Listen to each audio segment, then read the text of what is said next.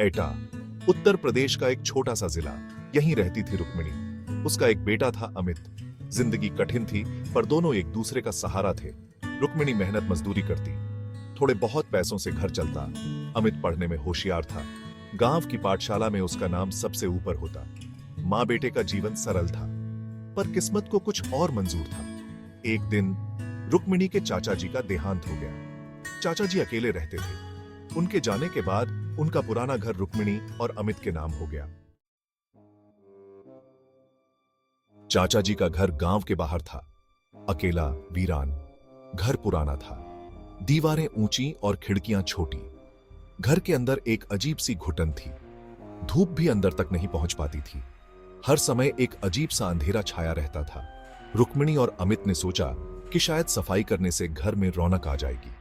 पर सफाई करते हुए उन्हें घर के एक कोने में एक पुरानी तस्वीर मिली। तस्वीर में एक खूबसूरत औरत थी। उसकी आंखें बड़ी और डरावनी थीं। रात को घर में अजीबो गरीब आवाजें आने लगीं। कभी फुसफुसाहट तो कभी किसी के चलने की आहट।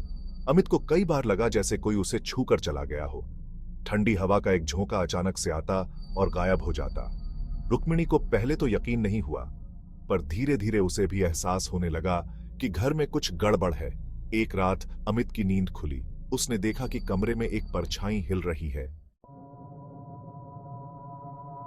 उस रात से अमित को डरावने सपने आने लगे। सपने में वही औरत आती थी जो तस्वीर में थी। वह अमित को अपने पास बुलाती, कभी प्यार से तो कभी गुस्से से। अमित डर के मारे चीखता चिल्लाता।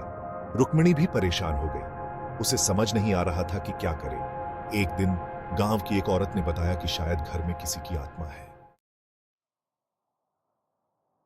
आत्मा की बात सुनकर रुक्मिणी के होश उड़ गए। उसने यह बात गांव के और लोगों को बताई। गांव में दहशत फैल गई। लोगों ने रुक्मिणी और अमित से दूरी बना ली। कोई भी उस घर में आने को तैयार नहीं था। रुक्मिणी और अमित अकेले हो गए। डर के साए में जीना मुश्किल हो गया था। रुक्मिणी ने गांव के पंडित जी से मदद मांगी। पंडित जी घर आए। उन्होंने घर में पूजा पाठ की, पर कुछ फर्क नहीं पड़ा। उल्टा घटनाएं और भी डरावनी होती जा रही थीं। पंडित जी ने बताया कि यह मामला उनके बस का नहीं है। उन्होंने रुक्मिणी को किसी तांत्रिक से मिलने की सलाह दी। रुक्मिणी और अमित पंडित जी के बताए पते पर पहुंचे। वहां एक बूढ़ा तांत्रिक रहता था। तांत्रिक ने ध्यान लगाकर सारी बातें सुनी। उसने बताया कि घर में एक औरत की आत्मा है। वह औरत किसी जमाने में उस घर में रहती थी। उसकी हत्या कर दी गई थी। अब उसकी आत्मा को शांति नहीं मिल रही थी। तांत्रिक ने रुक्मिणी और अमित को बताया कि उन्हें एक अनुष्ठान करना होगा, तभी आत्मा को शांति मिलेगी। अगले दिन तांत्रिक घर आया। उसने मंत्र पढ़ने शुरू किए। घर में धूप और अगरबत्ती की खुशबू फैल गई। अचानक हवा तेज हो गई। घर की बत्तियां बुझ गईं। तांत्रिक लगातार मंत्र पढ़ता रहा। थोड़ी देर बाद सब कुछ शांत हो गया। जब बत्तियां जलीं, तो तांत्रिक के चेहरे पर मुस्कान थी। उसने बताया कि आत्मा को मुक्ति मिल गई है।